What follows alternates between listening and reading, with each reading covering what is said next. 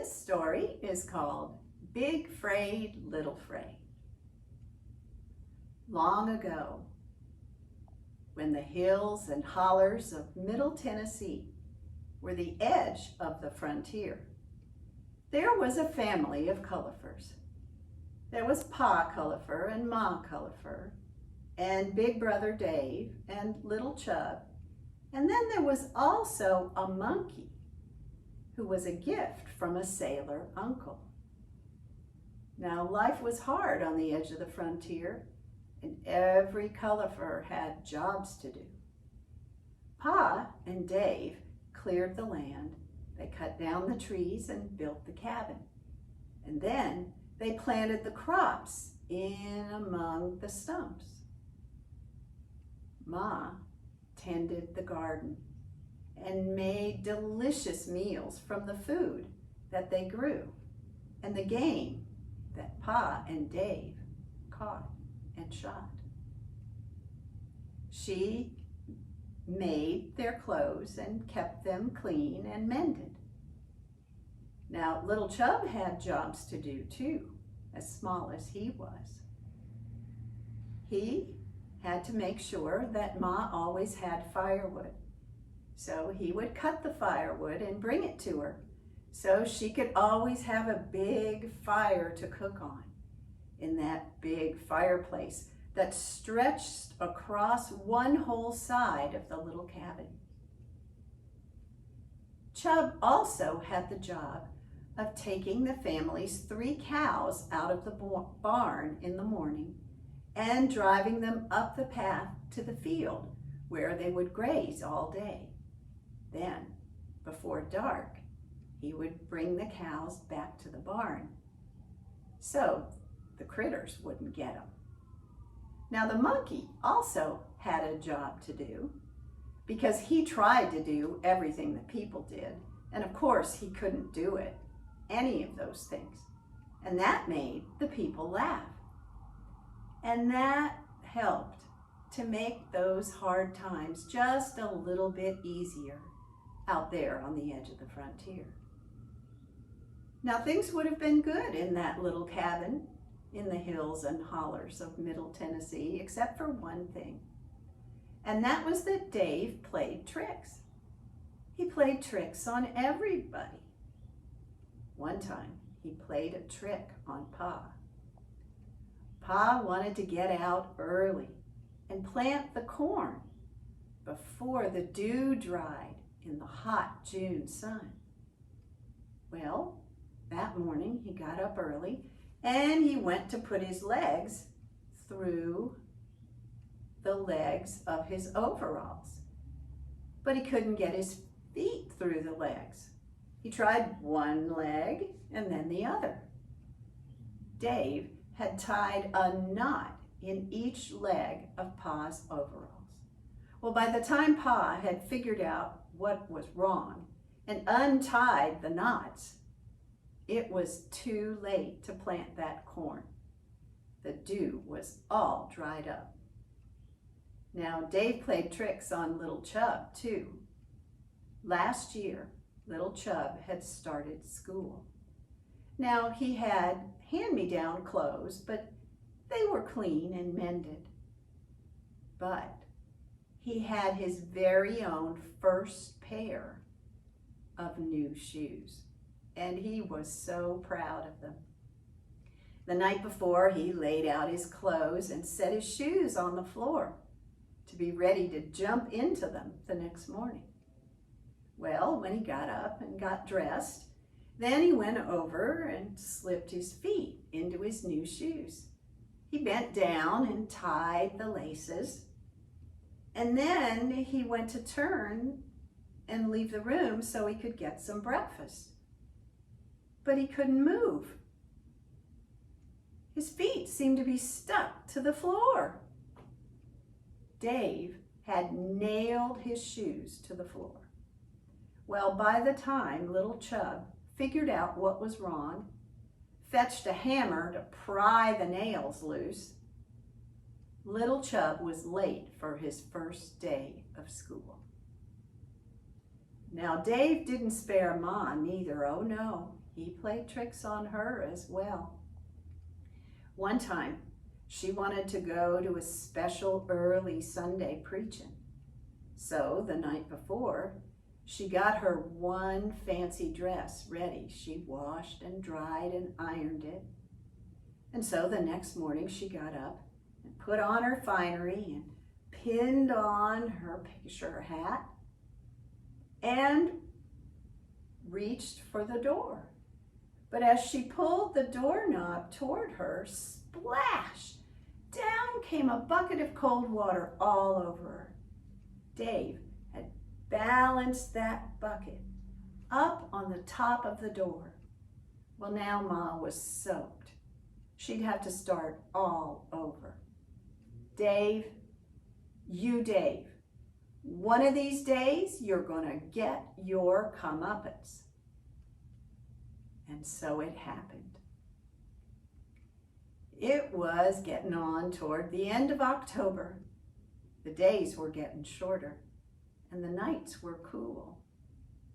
Pa and Dave and little Chub and the monkey were out in the field harvesting the yams. They were digging them up and they were going to put them down in the cellar so that they would keep through the winter. Now, Pa looked up, saw the sun was sinking. Little Chub, it's going to be dark soon, he said. You'd best run fetch them cows. You don't want to be out there when the Haints and the Fraids come out. No, sir, I do not, said little Chub. Now, Haints and Fraids are haunted things, anything that makes you feel afraid. Little Chub broke off a switch from a nearby bush, and then he hurried up the path along the zigzag split rail fence. He was going to fetch the cows from the field and bring them back to the barn before dark. And that was when Dave thought of the best trick to play on little Chub that he had ever thought of. Pa, I'll take the yams down to the cellar. Thank you, son, said Pa, and I'll be along shortly with the tools. So Dave picked up the big bushel basket full of yams and carried them down to the cellar. There, he spread them out on some fresh straw and covered them over with more straw. Then he climbed up the steps to the front room.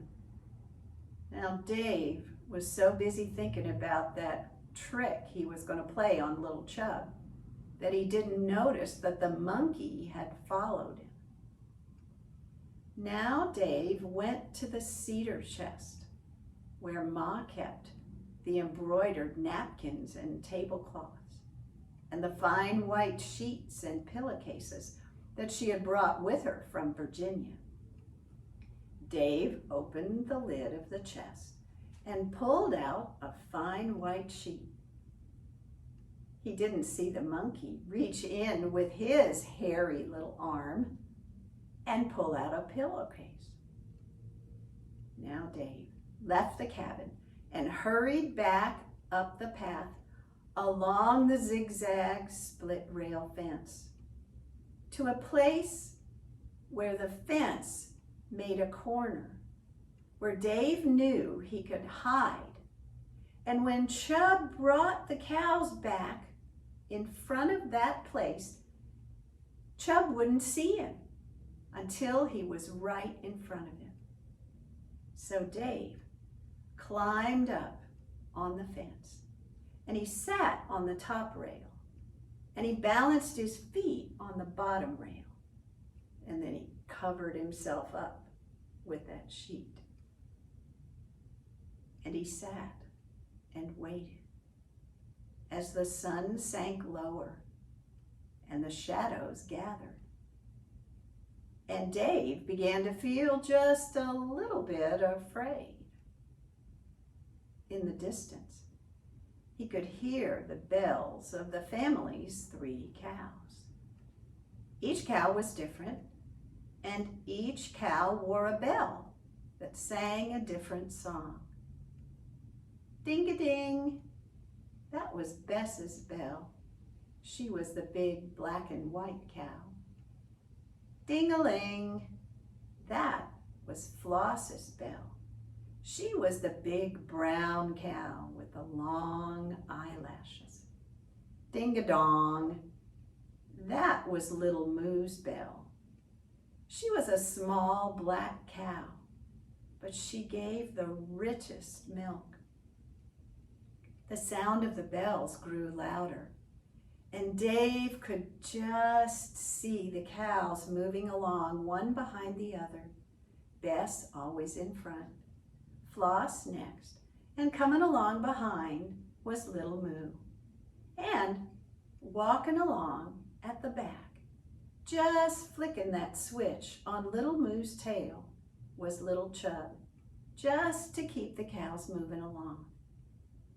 Now the bells were louder. Ding-a-ling, ding-a-ding, ding-a-dong. Dave knew that the cows were coming closer and closer, and now he heard ding-a-ding. He knew that Bess was walking right by him.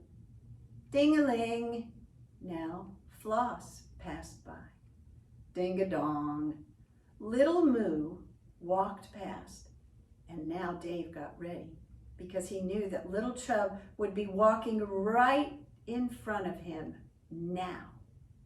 And so Dave stood up on the bottom rail of the fence, balanced himself there, and began to flap his arms up and down and make the most horrible noise. Woo, woo, woo. And now Little Chub hollered, "Oh, look there, it's a Fraid." And right next to the big Fraid, there's a little Fraid. What? What was Little Chub talking about? Dave raised one arm up so that he could look up under the sheet. And there, sitting next to him on the split rail fence, was a little white something, and it was flapping its little arms up and down and making a horrible noise. Ooh, ooh, ooh, ooh. Well, Dave didn't know what that little white something was, but he wasn't going to stick around to see what it was or to find out. He jumped off that fence, just trailing that long white sheet, running down the path to the cabin. And behind him, he could hear pit-pat, pit-pat, pit-a-pat. That little white something was running after him. "Run, Big Fraid," cried Little Chub. "Little Fraid'll catch you." Well, Dave ran to the cabin. He reached the door. He pulled it open, ran up the steps to the bedroom where he and Little Chub shared the room. Dave dove into the bed, and the little white something came up after him and dove in as well. Little Chub came running up the steps and stood by the side of the bed as Dave thrashed and hollered in the bed, "Help, help, a Fraid's got me, a Fraid's got me, it's a Fraid." Well, Pa came up from the barn, and Ma came up from the kitchen, and they all stood around the bed, watching Dave and listening to him holler, "Get it off me, it's a Fraid, it's a Fraid." Now Ma stepped to the head of the bed and pulled the covers back. And there was Dave, with the monkey wrapped around his neck. "Oh, shoot," said Little Chub. "I thought it was a Fraid." He was disappointed.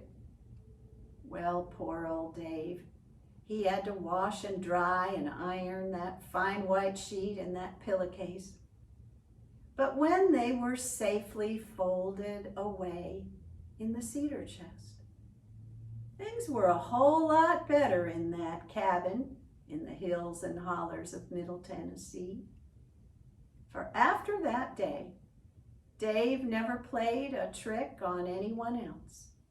ever